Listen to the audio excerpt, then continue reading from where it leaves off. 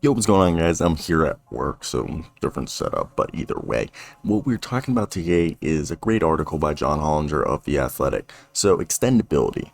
So, currently, extendability is the ability to extend a player's contract at the max level, despite the fact that the salary cap is likely to rise by 10% a year or more for the next half decade or so as the NBA bakes in a new TV deal and the league continues the general post COVID recovery. So you have to understand the rules restricting the maximum raise on an extension to only 120% of the final year's salary makes it virtually impossible to extend the contracts of star players on sub-max deals, which in turn has pushed them onto the trade market. We've already seen this happen with Dejante Murray, whose paltry $17 million a year salary between now and 2024 can only be raised by extension to a near partially 21 million. So meaning if the Hawks want to extend Dejante Murray, they can only offer him an extension of 21 million, which does not make any sense for him to stay, which incentivized the Spurs to move on for him for draft picks. However, the exception is if Murray wins Defensive Player of the Year or makes one of the three All NBA teams between now and 2024, he will become eligible for the Supermax, which then the Hawks can pay him more than anybody else. But if he doesn't become eligible for the Supermax, he's only eligible to extend by 100 and like I think 120%. Now, if we continue looking at that, like we could talk about how they could renegotiate and extend whatever team, but if we look at another player in a similar logic is in Boston with Jaylen Brown. Jaylen Brown's only eligible to make 36 million in 2024 to 2025 in an extension on his current contract compared to 44 million he could make as a free agent. The only way out of that again is if he becomes supermax eligible by making one of the three all NBA teams this season. Otherwise, he has no rational reason to extend his deal with the Celtics to become an unrestricted free agent in 2024. Could he re-up in the summer of 2024 with Boston via free agent? Absolutely. He's still young enough that if they offered him a bunch of money at the age of 27, that it's fine. But also, Jaylen Brown's an Atlanta native, and guess in 2024 whose contracts expire for the Hawks? Dejante Murray and Bogdanovich, which means they'll have a bunch of money and potentially be able to entice Jaylen Brown to come to Atlanta. But though, this is why Jaylen Brown is being the guy that the Celtics are willing to put in a package for Kevin Durant, because this is why the Nets in turn are less nervous about taking on Brown as a flight risk after playing 2 seasons in Brooklyn, because being in Brooklyn, he could potentially become, supermax eligible, and then they can extend him because he'll be the number one offensive option with the current roster for the Brooklyn Nets if they were to trade for him, and he would become more likely to be making an All-NBA team.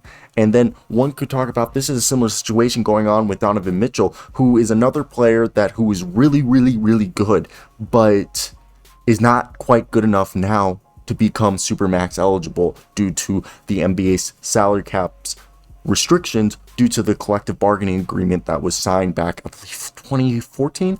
And one of the reasons the Jazz are obviously looking to trade him and rebuild the team is the impossibility of extending him ahead of his player option in 2025. He can make an estimated $48 million that year in free agency if he opts out and goes into free agency. And when I mean opt out, I don't think he has the player option. But if he stayed in turn and doesn't become supermax eligible, he can only make 41.8 million on that first year of a non-supermax extension. So this is why John Hollinger is literally talking about how this is just a smoother version of 2016. So one important conclusion is that the number of contacts in this zone of unextendability is probably going to increase with the cap steadily rising, especially on long-term deals that have been already locked in. This is why there's still some distance with Jared Allen, Jaren Jackson Jr., who don't hit free agency to 2026, but Miles Turner, Domantas Sabonis, both 2023 free agents and 2024 free agents. Then you have Fred VanVleet on a 2023 player option, and OG Anunoby on a 2024 player option, are closing in on that inevitable end game of unrestricted free agent. It makes that the teams are going to be like, look, we aren't going to be able to pay you what you want, so we should trade you now because we won't be able to pay you that, because what we can offer you, because you're not Supermax eligible, is only 120% more than what you're currently making. If you're making under what your value is, then we can't extend you because you're going to be enticed to leave. And that comes back to other guys like, we've already seen John Moran, Zion Williamson, Darius Garland agreed to their max on their deals, and then San Antonio re-signed Keldon Johnson to a 4-year, $80 million deal. But the tricky part are for the players who aren't quite all-stars, but are still pretty good players, but are on their rookie deals and obviously still have the capability of becoming better. Now, it's going to be hard to overpay some of those guys once you factor in the rising cap.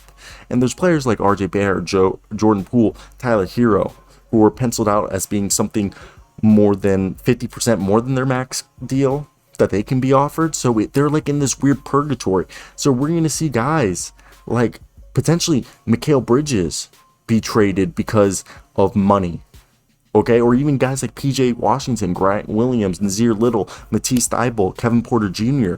Like, it's going to be hard for these teams to overshoot on an extension. People might chortle at one of these guys getting $80 million on a 3-year deal, but that might be a team-friendly deal because all the incentives point to locking them up now if any like reasonable deal is available, especially if there isn't a no food fight clause, if you guys know.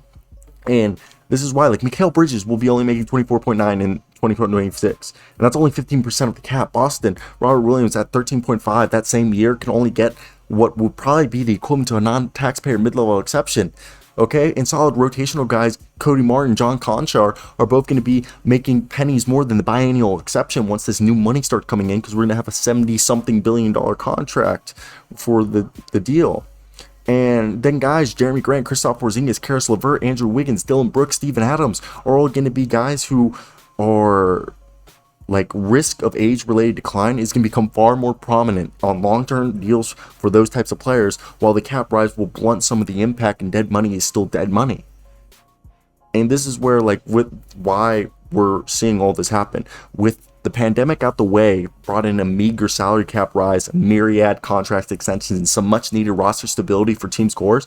We're going to start seeing guys that go out the window, particularly for any player who can't qualify for a Supermax extension. The recent trade rumors of Brown, Mitchell, and all these other players is because of this unextendability. I want to hear your thoughts down below.